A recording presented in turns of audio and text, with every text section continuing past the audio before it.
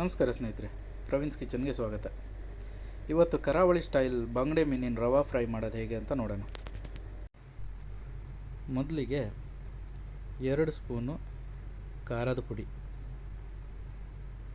1/4 spoon ಅರಿಶಿನ ಪುಡಿ, ಒಂದು 5 ರಿಂದ 6 ಕರಿಬೇವು ಚಿಕ್ಕದಾಗಿ ಕತ್ತರಿಸ್ಕೊಂಡಿರುವಂಥದ್ದು, 1 ಸ್ಪೂನ್ ಶುಂಠಿ ಬೆಳ್ಳುಳ್ಳಿ ಪೇಸ್ಟು. ನಾವೇ ಜಜ್ಕೊಂಡು ಮಾಡಿದರೆ ತುಂಬ ಚೆನ್ನಾಗಿರುತ್ತೆ. ನೀರಲ್ಲಿ ನೆನೆ ಹಾಕಿಟ್ಕೊಂಡಿರುವಂಥ ಹುಣಸೆ ಹಣ್ಣು, ಬರೀ ನೀರು ಮಾತ್ರ ಯೂಸ್ ಮಾಡಬೇಕು.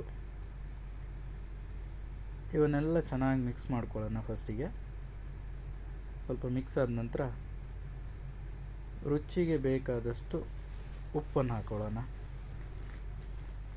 ಈಗ ಕನ್ಸಿಸ್ಟೆನ್ಸಿ ಇರಲಿಲ್ಲ, ಸೊ ಹಾಗಾಗಿ ಒಂದು ಸ್ವಲ್ಪ ಹುಣಸೆ ಹಣ್ಣಿನ ನೀರನ್ನು ಆ್ಯಡ್ ಮಾಡ್ಕೊತಿದ್ದೀನಿ. ತೊಳೆದು ಕ್ಲೀನ್ ಮಾಡಿರುವಂಥ ಮೀನನ್ನು ಮಸಾಲೆಗೆ ಹಾಕ್ಕೊಳ್ಳೋಣ. ಮೀನಿಗೆ ಎಲ್ಲ ಕಡೆ ಮಸಾಲೆ ಸರಿಯಾಗಿ ತಾಗಬೇಕು, ಆ ಥರ ಹಚ್ಕೊಳ್ಳೋಣ. ಈ ಮೀನಲ್ಲಿ ಅದರ ಮೇಲೆ ಮಾಡಿರುವಂಥ ಕಟ್ಟೇನಿದೆ ಅದರೊಳಗೆಲ್ಲ ಮಸಾಲೆ ತುಂಬಬೇಕು. ಆವಾಗ ಮಾತ್ರ ಮಸಾಲೆಯಲ್ಲಿರುವಂಥ ಖಾರ, ಹುಳಿ ಇವೆಲ್ಲ ಮೀನಿಗೆ ಚೆನ್ನಾಗಿ ತಾಗುತ್ತೆ. ಆವಾಗ ಮಾತ್ರ ಚೆನ್ನಾಗಿರುತ್ತೆ ಮೀನು ಫ್ರೈ ಕೂಡ. ಈಗ ಮಸಾಲೆ ಎಲ್ಲ ಹಚ್ಚ ಆಗಿದೆ. ಇದನ್ನೊಂದು 15 ನಿಮಿಷ ಫ್ರಿಜ್ಜಲ್ಲಿ ಇಟ್ಕೊಳ್ಳೋಣ ಮ್ಯಾರಿನೇಟ್ ಆಗಲಿಕ್ಕೆ.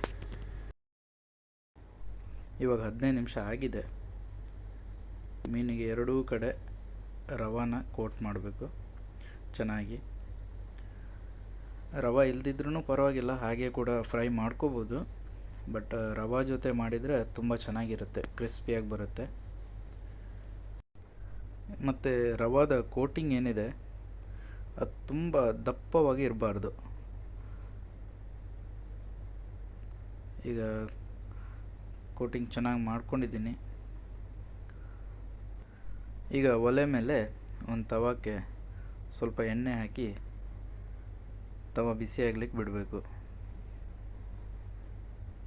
ತುಂಬ ಎಣ್ಣೆ ಬೇಕಂತಿಲ್ಲ.